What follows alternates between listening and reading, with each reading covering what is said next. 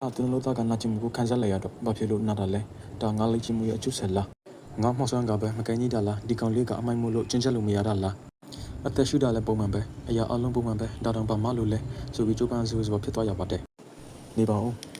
တေချပြီတော့တခင်မလေးရဲ့မျက်နှာကိုငါမြင်တော့ကနာချင်မှုမရှိဘူးပဲပြီးတော့အဲ့ဒီရကထွက်လာတာနဲ့အရင်ဖက်တကူလို့ကအရန်နာလာတာပဲဒါကစိတ်နဲ့ဆိုးပဲဆိုတော့ကိုကျိုးဖန်သဘောပေါက်သွားပါတယ်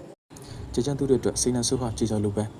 လှုပ်ချင်တိုင်းမလုံနိုင်တော့ဘူးဒါကိုချုပ်ပေါ်ရင်တော့တိတ်ဆိုးသွားရလိမ့်မယ်အရင်ဆုံးဒီကလေးရဲ့မှန်ညံတွေကိုစုပြီးတော့သူစိတ်နဲ့ဆုပ်ကဘာမျိုးစားလဲဆိုတာကြည်ရမယ်လို့ပြီးကောင်လေးရဲ့မှန်ညံတွေကိုစူးစမ်းကြည့်လိုက်ပါတယ်မင်းဖေကလော်မီသားစုအတွက်အသက်ဆော့ခဲတာပဲမင်းကငါတို့မပစ်ထားဘူးကူကစားပြီးမင်းကလော်မီသားစုဝင်ပဲဆိုပြီးတော့လော်မျိုးနဲ့ရဲ့တောင်းယူမှုကျိုးဖန်ကိုအနိုင်မချကြနဲ့သူကလော်မီသားစုဝင်ပဲဆိုတဲ့လော်သခင်မလေးရဲ့ကျန်တော်မူတွေပြီးတော့အခြားသူတွေရဲ့ကူညီမှုတွေနောက်တော့တများတွေလာပြီးတော့လော်မျိုးနဲ့ကြောက်ဆုံမှုတွေနောက်ဆုံးမှတော့ကျွန်တော်လော်မျိုးနဲ့ကိုမကောက်ကွယ်နိုင်တော့ဘူးဆိုတဲ့ကောင်းတဲ့တရရဲ့ယူကျုံရဖြစ်နေတဲ့ခန်းစားချက်တွေကိုမြင်လိုက်ရပါတယ်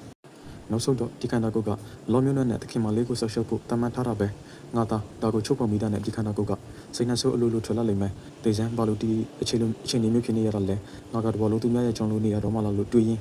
လူတွေကိုတာတာကပဲတိကျပိုကောင်းသေးတယ်ငါကဟိုလီလန်ရဲ့မော်အီကရဘက်အခုတော့မိသားစုတိလေးရဲ့အစိတ်ခံတရဖြစ်ရတော့မှလားဆိုပြီးရန်ခံပြင်းတော့တာချက်ကကျူဖန်ဟာအနည်းရှိတစ်ပင်ကိုထိုးလိုက်ပါတယ်